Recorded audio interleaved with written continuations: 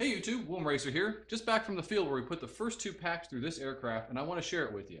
We're going to run some footage from those flights while I hang out down here in the corner and tell you about this plane. Please keep in mind that this was a maiden flight and a trim flight, so you're not going to see too much in the way of aerobatics. So, on to the specs. This is the Sbach 342. It is a 60 size ARF from Hangar 9. It's got a 62-inch wingspan, 60 inches long. It's got 860 square inches of wing area and an all-up weight of somewhere between 7.5 to 8.5 pounds. Mine came in right in the middle of that range at 7 pounds, 15 and 5/8 ounces, so basically 8 pounds.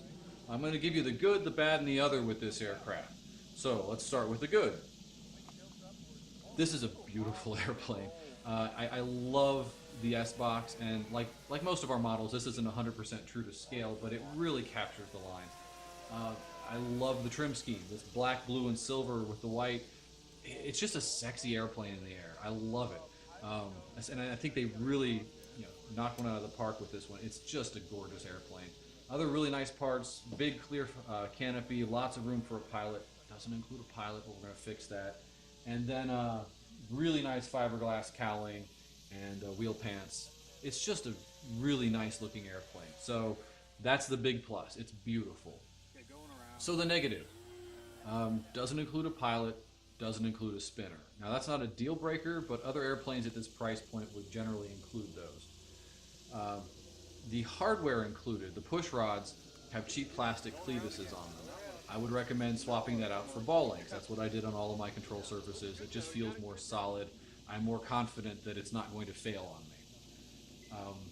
The biggest negative, from my perspective, flying off of a grass field the way I do, is the landing gear. And we're going to talk about that in the main gear and the tail wheel. So the main gear. It's a two-piece plug-in aluminum system, and that's okay, but the plate that it plugs into has a history of breaking on people, actually snapping in half this direction. So one of the first things I did was I went in and reinforced that area, re-glued those seams, and added some basswood supports to it. I think it's going to be beefy enough for our field, but we'll have to see. I've only got 2 landings on it so far, and it's been fine. The wheels, it includes a 2 3/4 inch wheel, which is sufficient. It would be sufficient for our field, but I decided to go ahead and upgrade them to a 3 1/4 inch wheel, from 2 3/4 to 3 1/4 inch wheel. We had to cut the wheel pants out a little bit, but it's going to give me a little bit better rolling on our grass field. And you'll notice when you go to take the wheels off, they actually use a threaded bolt as the axle.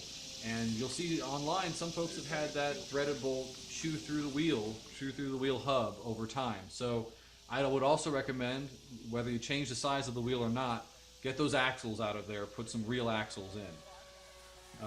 Those two things with the main gear, it should be more than sufficient for most of the fields anybody would ever fly off of. So the tail wheel has to go.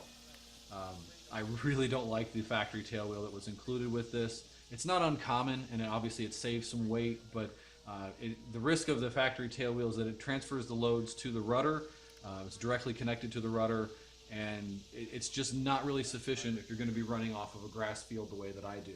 So I added a light ply plate and bashed together a tail wheel out of parts I had around from various crashed aircraft. It's a Dubrow tail wheel. It's a carbon fiber arm from a Hangar 9. I don't know where the springs came from. And a little servo arm buried into the rudder. It's going to be a lot better long-term flying off of my grass field. So those are the two biggest modifications that I've had to make, is the tail wheel and the main gear, the reinforcements to the main gear. So you do those two things, I think it'll handle any field just fine. Okay, so thoughts after those first 2 flights. I love the way this plane looks in the air. It's got a great presence. It's just sexy. It had more than enough power on this setup. The battery did come down a little bit hot, so I'm going to look to maybe add a little bit of cooling. There's not a lot of air circulation, or as best I can tell, any air circulation inside, so maybe do something about that. It's a more capable aircraft than I am a pilot. And I'm really excited that I get to grow into this. Can do anything that I can do as a pilot and a lot more. So I get to learn, and that's fantastic. I'm not the right person to tell you how this stacks up against other aircraft this size.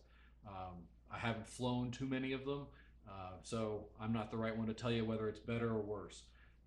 I'm told this isn't a real 3D ship. It's a little bit too heavy for the real 3D guys. I think it's going to be perfect for me to learn traditional aerobatics on. So come back in the future. Hopefully I'm a little bit better pilot. Maybe we get some video of this thing getting thrown around the skies. Thanks for watching.